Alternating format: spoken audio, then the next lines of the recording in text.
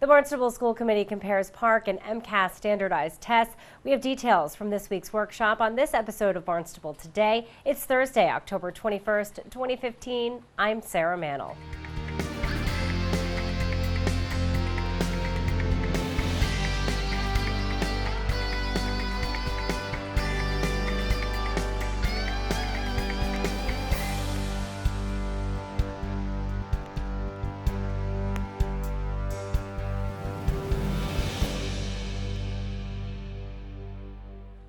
The school committee hosts a workshop this week to compare and contrast MCAS and PARCC standardized tests.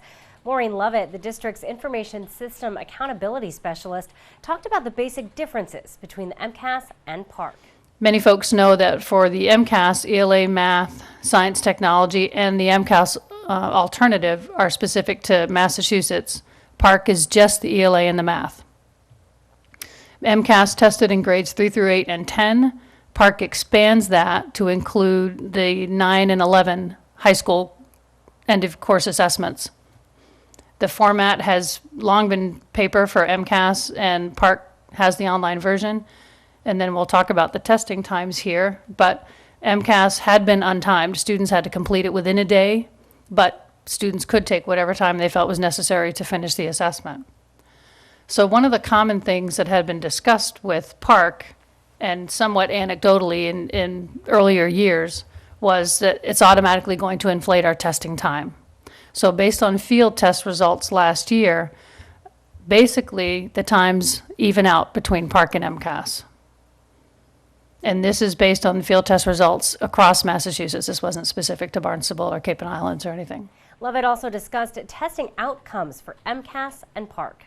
This is Barnstable District's grade 10 results in English and math, and this again is the district. There will be, I think, a slight 1 to 2 percentage point differential with the high school. District includes out-of-district students. The high school is just students that were assessed at the high school. So we are very close to the state, 91 to 93 in English and 79 to 80 in math. We've been fairly consistent at that at the grade 10 level in the district. For science, the only other subject that we were assessed this year are the grades 5, 8, and high school science. And that continues to be a challenge and continues to be a challenge statewide, as you can see. There's not a significant amount of movement or achievement change in that subject for the past couple of years. So looking at grade 3, there were 2% of the students who were exceeding expectations. 32% of the students met expectations for a total of 34 that were deemed proficient in Illinois for grade 3 English. And then follow that down to New Jersey, same methodology. So New Jersey had 44 students that were met or exceeding expectations on PARCC. So some interesting numbers here, and New Jersey had some very interesting numbers. Again, taking into account that Illinois was only computer-based, but on the next slide, or on your paper handout, are the Massachusetts results released yesterday.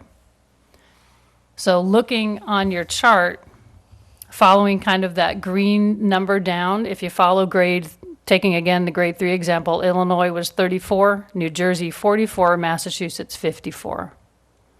So talking to Pat's earlier comments about the curriculum standards and the rigorous nature that Massachusetts has developed and continued to achieve, we have outpaced our fellow states in this particular example.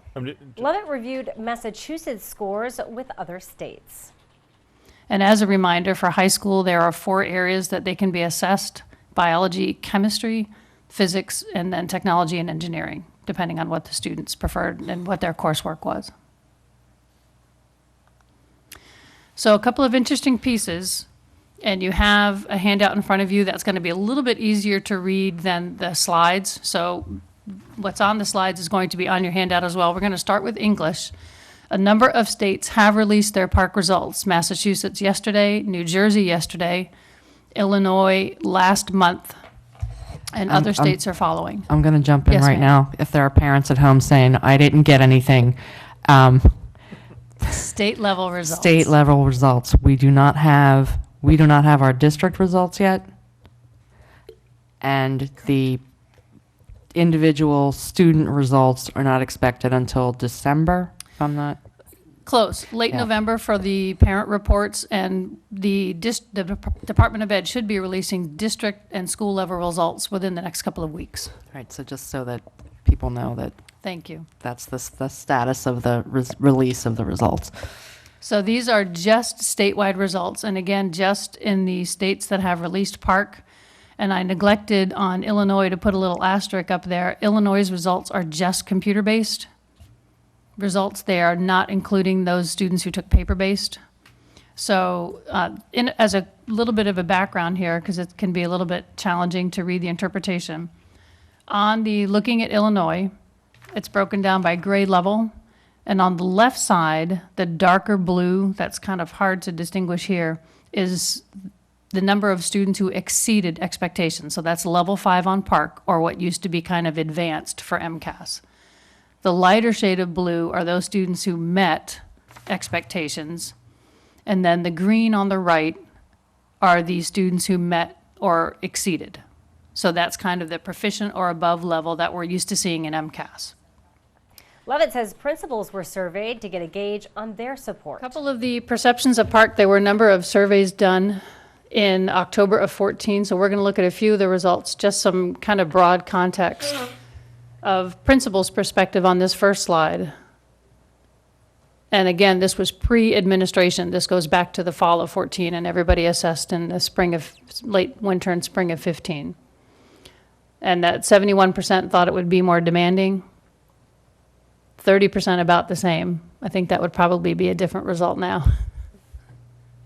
And many reported an unsure status. And Lovett says the school committee should also consider the fact that MCAS will continue to be a part of testing in Massachusetts. A couple of other considerations.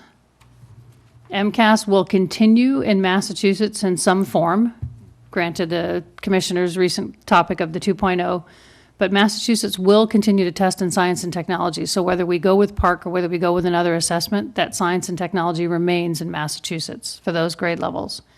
The alternate assessment also continues, which is largely a portfolio assessment for students with complex or severe disabilities. That is not done at the national level as of yet.